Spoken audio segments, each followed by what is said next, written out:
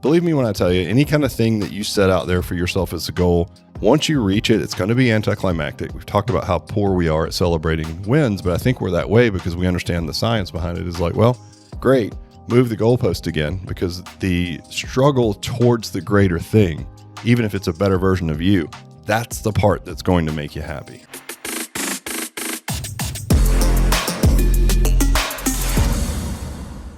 Hello, Matt. Rick, welcome back to the studio. Back in the studio after 3 weeks. It's been traveling, man. I know. Thankfully, we'd shot a bunch of podcasts with other people before I left, so we had some things. Every time I turn on, you got a different podcast. That's awesome. I don't know. I like talking to people. You know me. That's my special gift. I listened. Our last one, me and you, was absolutely ridiculous. It really was bad. We had like one business point in 20 minutes of bullshit. It's awesome. Hey, speaking of BS, what's the difference between beer nuts and deer nuts? I don't know. Beer nuts are $1.50. Deer nuts are under $1. Nice. That's pretty good. Thanks. My wife told me to stop being an idiot and just be myself. I told her just to make up her mind. So true. All right, cool. Listen, so catching up, everyone, thanks for your patience. I know we've just throwing random podcasts out there to you. Matt and I haven't been in the studio, but we've been selling a lot of franchises. So we've got a whole bunch of pending deals and just closed 6 more in Dallas. So we'll be brushing up against once this last wave of folks comes through. And we're really just waiting on a couple of states that we, there's certain states that are called registration states for those that don't know. And you have to file to be registered in those states. And then they make you do different things. Like some are like, no, you have to do a fee deferral, which means you can't actually realize the franchise fee until the place is open, right? Some will say, okay, you have to buy a bond or something. And it's all to protect the franchisee from nefarious, dealings or whatever. So we get it. We have a couple of candidates in those states and a couple more big ones that we're wrapping up, but that'll put us dang near 75 locations sold, which is a lot. It's awesome. I know. So cool. I'm stoked. It's exciting. So that's going good. We've got a couple of clubs in pre-sale. Shout out to Evan, who is at 60 people in 2.5 weeks. Unreal. Way to go, Evan. I know you don't have time to listen to this, but way to go, buddy. Right. You better not be listening to this, Evan. You better be working every hour. But yeah, it's, if you think about a healthy model has 130, we're going to oversell to about 150 because we have about a 10% churn. But if you're 60 in 3.5 weeks and you've got 12 weeks of pre-sale, you're set up pretty good. So anyway, props to Evan. He's doing a great job. And yeah, things are going really well. Other than that, just new developments. We got all kinds of cool stuff coming down the pipe that we'll be able to announce. But for the most part, just blocking and tackling right now, just the basics. And by the way, doing the basics really well is what every successful business does, right? Yep. But gets caught up in this extra special right. shiny thing. Give me the special sauce. Nope. Just do the blocking and tackling. So, well, I think it's hard. And I think that's what we're going to talk about a little bit today. We were like, hey, what are we going to talk about? There's like so many things that we could touch on with, the time span that's gone by. But, one of the things I talked about, I did some couple of talks that performed better this year. And one of the things I talked about was happiness. And it sounds like kind of a flighty topic, but a lot of people, when they get into entrepreneurship, I think there's an element of expectation that happiness, some kind of fulfillment or happiness will come with that. Would you agree? Oh, yeah, absolutely. So I think the title of this one will just be, can entrepreneurship make you happy? And I think the good answer to that is it really depends. We've talked often about how entrepreneurship is essentially a self-development journey disguised as a business. Because it is It's the same thing for us. Like we're going through it too, you guys. So I'll just give you, some insight into kind of like what we're going through. Is like every stage, the habits and the things and the personnel and the seats that we sit in that got us from, franchise, the inception to 50 locations will be different than the mindset and the way that we think and the way we approach problems and the way that we staff and everything will be different when we get to 100, be different at 500. Every stage is personal growth, right? And if you can't grow, and that's why one of our core values is drive change, that's really what it means is growth, right? And growth is messy, as we know. It's uncomfortable. It's, I don't know. I mean, there's just a lot of things that come with growth that are painful in a lot of ways. But if you don't grasp that, that can be misconstrued as like not being happy, as an example. when really that's not the case at all. And it's absolutely necessary to go through those trials and tribulations of growth to be able to level up. So if you're moving from say in a franchise situation, like you're going to get into entrepreneurship and you expect some, again, we talked about the Cantor's Law. It's like you're real excited at the start. You get the happy ending painted in your mind. Everything in between sucks, right? It doesn't, but it's just because it's messy and it's 2 steps forward, 1 back, 1 lateral, 2 forward, 1 back. It's just the nature of doing business or growing. And so, can entrepreneurship make you happy? Depends. I think the answer is yes, but you have to be wired the right way and you have to put the right set of lenses on what the business is going to take from you, right? This growth sort of trajectory and idea. I think that's really what we're going to talk about today. Yeah. But do you agree with that kind of from where we sit? Even, there's 2 businesses that we're in, right, Matt? There's the fitness business, helping other people realize their entrepreneurial dreams, which is, if I'm honest, that's the main thing that I like about what we're doing. People are like, hey, why'd you go to franchising? And that's a great question. And I sometimes have struggled because sure, there's more enterprise value. And that is something. It's not like money doesn't matter, right? But at the end, the real answer for me is like, I like to help people become entrepreneurs because I like the growth and the pain and the struggle and all that. And I think if other people can learn to do that, it bleeds over into other areas of your life. It'll make you a better person overall. Sure. And I want people to be able to realize that.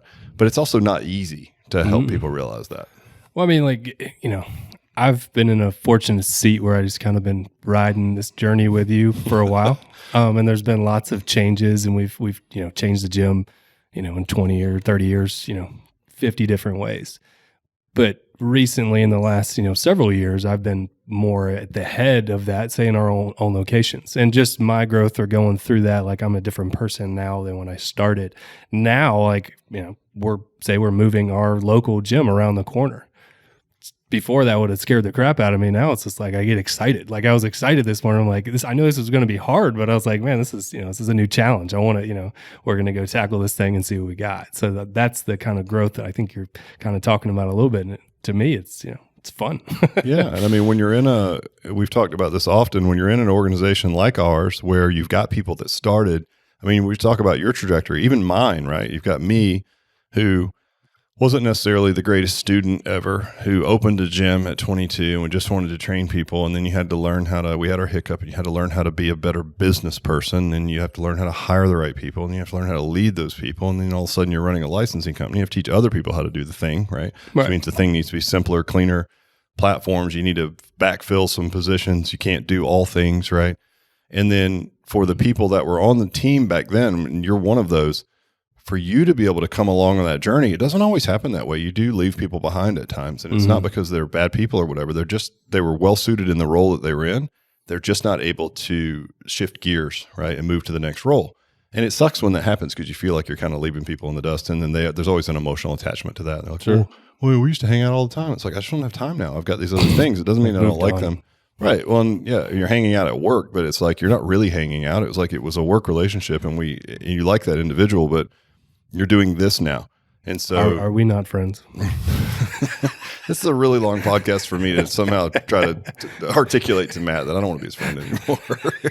No, I was going to give you props because you've come along well, and you've been able to, upskill yourself. And it's the only way that you hang on to the train, right? Sure. I have to do it, and everybody on the team has to do it.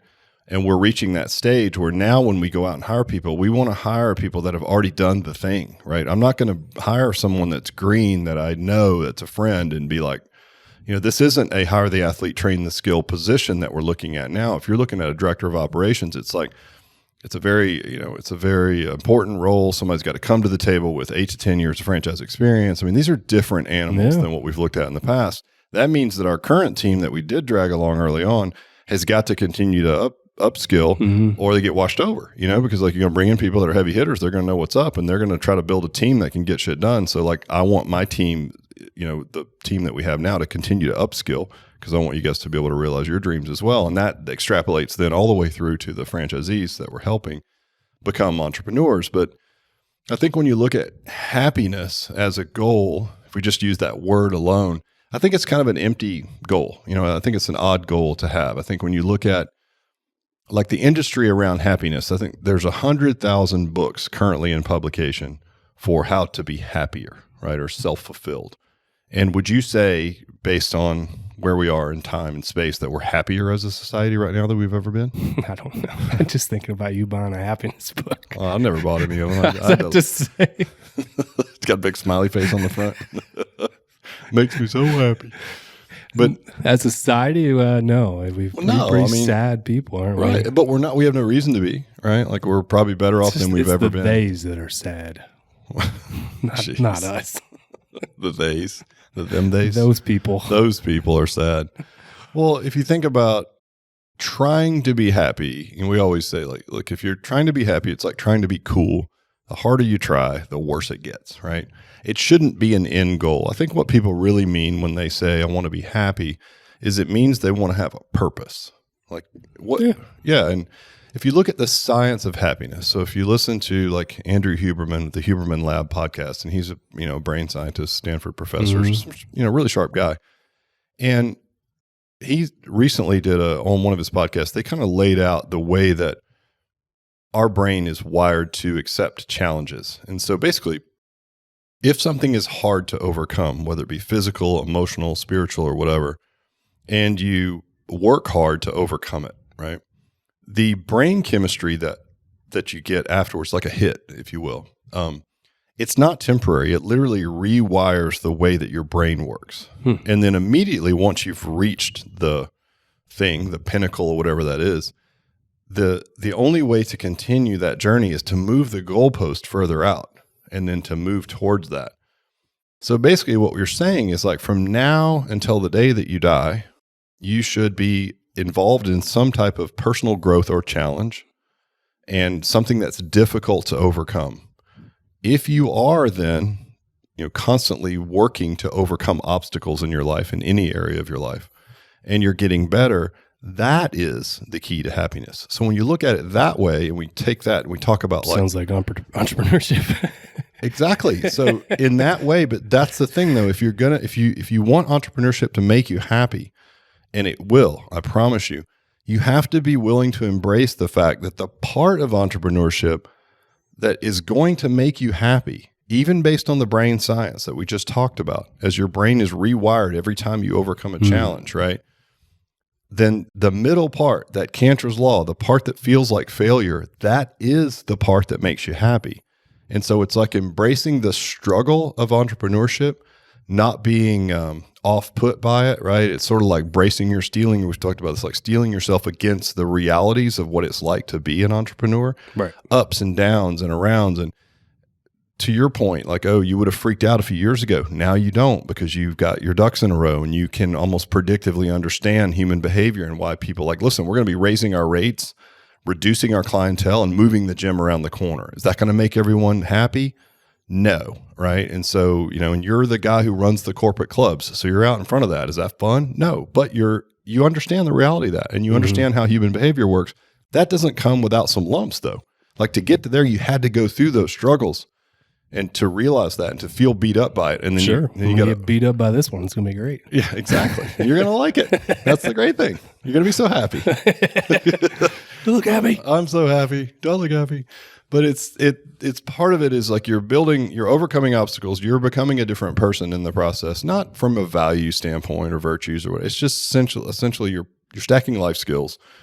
You're building emotional resiliency, whatever that is, and you're becoming a different person over time.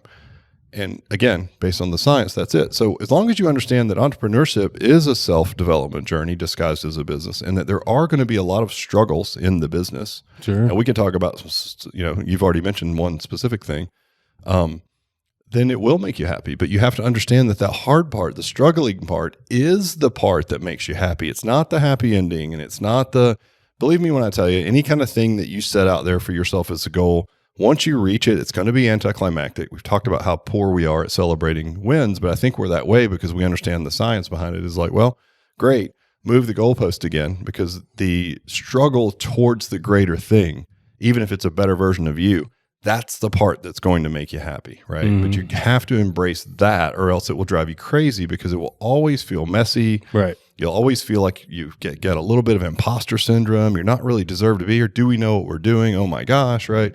And you go through all these ups and downs, and you think you've got the perfect staff, and then your main person quits because you can't control them. They're a human being as well. And it's like over time, you just learn to build resiliency against those things, right? And I think it goes back to even some of the Stoic philosophies. When I wrote one down, Epictetus said this, like separating things that are in your control from things that are outside of your control is a very important skill in making you happy, because what you can do is fret over things that you have nothing to do with. I mean, look at our society right now. It's like, somebody can get really upset about something that, and it might be a very polarizing political topic or something like that. Sure. And they can be so upset about that, but yet they haven't even squared away their little corner of the world, right? And if we're honest, they're probably abjugating some of the responsibility for themselves by focusing on the out there stuff, right? Right. As long as I'm focused on, like if I'm 400 pounds, I'm overweight, I'm not in a good place, I'm living in my parents' basement and I'm gaming all the time, I don't want to face the things that are right in front of me that I need to fix. That's hard. But railing on about some political thing online or going on Twitter and acting like a jerk, some kind of a troll, that makes me maybe feel like I'm doing something good, like, I'm doing some social justice stuff, or I'm doing all these things. Those are all outside of my control. I'm not even fixing, it's like clean up your bedroom before you go out and try to fix the world kind of idea, sure. Right? So there's so many cool lessons in entrepreneurship. None of those are going to, like, and I'm air quoting, make you happy unless you understand that the struggle and the personal growth, that is the part that makes you happy. So why would you wish that away or wish it to be any different? Why wouldn't you just organize yourself in a way that says, okay, this is what I'm built for. This is what I took on as a responsibility. I'm going to step up and do my very best. I think the part of this that will make someone feel unhappy is if deep down they know that they're not doing their best. Sure. Would you agree? Yeah. I mean, it's happened to me. Has it ever happened to you? Oh, 100%. Yeah. Yeah. Where you look and you just think to yourself and you just bent and you're sideways and you blame, I'm talking about mentally, I might be thinking, oh, screw this. And this is this person's fault. And why didn't we do this? And no. What I'm really saying is like, I know I didn't do my best. I got to get better. Exactly. That's it. Right. And like when I come to that realization, which it takes you less time to get there over time because you start to realize most things are your fault. Right. Then you're like, oh, okay. Even the way you view it could be different, and that could change your outlook on it. It might not change the reality of it, but that's okay. If it's outside of my control, what are the 3 things I could do today that are right in front of me that could help me move the needle forward? But I'm worried about this extraneous thing over here. It's like, no. You're not really worried about that, or you're worried about that so that you don't have to fix the 3 things that you could fix that are right in front of you today. So I know it's kind of a flighty topic, but I mean, a lot of people talk about that today, like, oh, Chase, just be happy, this and that. And I want to get into entrepreneurship, and we paint this beautiful picture. It is beautiful, but as long as you understand that the real beautiful part of it is the hard part, is the struggles. You embrace it, right? You never know what's coming around the corner, and you're excited for it versus, just get upset and, oh, the world hates me. Right. Or and if you're wired that way and you are struggling to get your head around how this works, even from a brain science standpoint, it's going to be a tough road to hoe for you, because you're going to consistently feel like everybody's out to get you. You don't know what you're doing. And really what it is you're just not well organized. You have to do better, right? So, and I think I've heard Jordan Peterson say this, love him or not, but I love this point. Like, sit on the end of your bed and think of the one thing that you could quit doing today that would make your life a little bit better. Yeah. And that's very hard to do. Go on Facebook and do that start one a thing. Rant. Exactly. I'm going to go on Twitter and start a political rant. It's like, okay, let's not stay out of the sane asylum. And I think most of us know that, but I bet you there's a bunch of other little things we could be doing, right? Blaming someone else, not leaning into our team enough to help them grow, whatever that is. And all these things, you guys, take personal growth first before, if you're going to lead a team or do anything, or honestly, lead yourself first, right? Like, again, fix your bedroom before you organize the world. I think that's really the key. So entrepreneurship can absolutely fulfill all of those, needs and wants for you, but they only do it through struggle. And if you can embrace that and understand that, I'll promise you, in each stage that you get to, it'll be somewhat anticlimactic when you reach whatever, and you'll look back and you'll appreciate the lessons that you learned during those times. Stuff you went through, what you had to do to get where you are, right? Right. And you appreciate it more because it was hard work to get there, and so if you're in the middle of it right now and you're eating a lot of crap, or whatever that is, or you're in a tough time, it's like, it's normal. We all are Look in at all it. the crap you've done the last 30 years. Look what we got. Yeah, Shooting right. podcasts with me, huh? I've arrived. I'm so happy. No, we have. We say that all the time. I can remember, and I'll share this. I won't be too transparent about who it was, but we used to work with a really big franchise group, and they have really good leadership there. And I was, sat on their board and everything. And I can remember they moved into a brand new building, a beautiful new campus and everything. And then there was complaints that were coming up, and they were like piddly things, like the toilet paper wasn't soft, or like the new coffee machine didn't make as good a coffee as whatever they expected, or and it was things that were like all these like extra perks in this beautiful, amazing building, right? And I could distinctly remember I was hearing some of the grumblings that people had, and how that leadership didn't like it. And I try to put myself in the shoes of leadership, and I'm sure it was like hurtful, right? Because you spent all this money and everything, and you have an amazing culture already, and you spend all this money and time, and you build this beautiful campus that benefits everyone. It's worlds better than where you came from. And the only thing that you get is complaining about toilet paper and complaining about coffee quality and our bar should be better. I'm like, you got a bar at work. Can't you start with that? Being appreciative of that. And I can distinctly remember one of the two leaders sending out this email, and it was something about climbing a mountain, and like, if you think it's going to get any easier now, based on where we are, like, have we arrived? Like, is this it? You're sorely mistaken. Like, we are just getting started. It is going to be infinitely harder. The infinite game. Even getting there, and then, staying there is so lonely at the top and so difficult. And this company fits into that category for sure.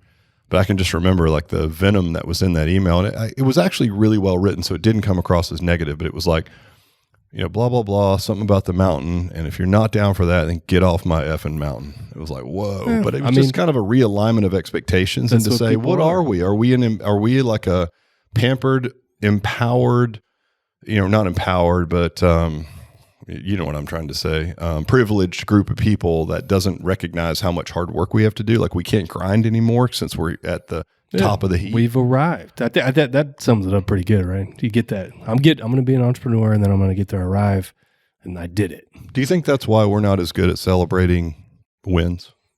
Because we never arrive. Well, I feel like I'm paranoid to feel that way. I don't ever want to feel that way. We ain't won yet. But I don't know what it is, but we ain't won yet. Well, I know, but like, will we ever? Like, I think we all would have our own, your own thoughts of what the ideal, the pinnacle would be. Everybody on our team probably would. I don't know. To me, there isn't anything. Yeah, there's no win. It's not that we don't set goals. We have goals, but it's just like, we're not the best yet. Well, I think it's mentioned. Not finished. Well, I don't ever be finished. That's the thing. That goes back to the main point, is like, if you want to be happy, you keep moving the goalposts. Like, I don't know what it looks like in 5 years, but I hope it's more of what we're doing, right? I don't think it's going to be easy. If anything, it's going to be infinitely harder. We're all going to have to grow like crazy. Yeah, absolutely. Of course, but it's obviously worth it. And if that's the way our brains are wired to make us, air quotes, happy, then we should be embracing all the difficulties. That entrepreneurship, what really draws me, I love it, is it's the being a part of something and growing with it and doing that. That's the cool part, right? And that's what we talk about, going through all the stuff. Like, some people can't hack it. It is what it is. It's tough. Well, and I think if they can maybe reframe the way, those type of individuals that aren't wired that way, if you reframed it as like the struggly part is the good part. I know it's hard for you to realize that now because it doesn't feel good when you're going through it. But, from a 30-year plus entrepreneur, you've been in this business, and I don't care what you say. Like, if you're going to work in a small business that's growing really fast, you better be at least 50% entrepreneur, because you ain't gonna be able to hold on otherwise, right? There's just too much going on. So I would say that you definitely fit that mold. Then I think ultimately when you look back on it, it's like, I can at least offer that when I look back on it, the things I appreciated, the parts that have made me happy are the things that I've had to overcome and that have developed me as a different person. I know it sounds selfish, but along with seeing a guy like you develop over time also, right? Or seeing the next person develop. And, you're sad when you leave the folks behind, but it's like, you've got to go. You've got to keep going. And so I think for the people listening, if you're just getting into entrepreneurship, or you're thinking about becoming an Alloy franchisee and you haven't been an entrepreneur, it's not for wimps. But as long as you understand that it's going to be a lot of hard work, Some things are going to be amazing, but the most amazing part is actually the hard work. And if you'll just embrace that, then you'll just steel yourself against that fact. And then over time, you'll be a much better entrepreneur. And then who knows where it leads you? I mean, you might be a completely different person in the best of ways. Word. That's all I've got for you. Anyway, good catch up with you, brother. Yeah, Good to man. be back in the studio. We'll catch you guys next week. Peace.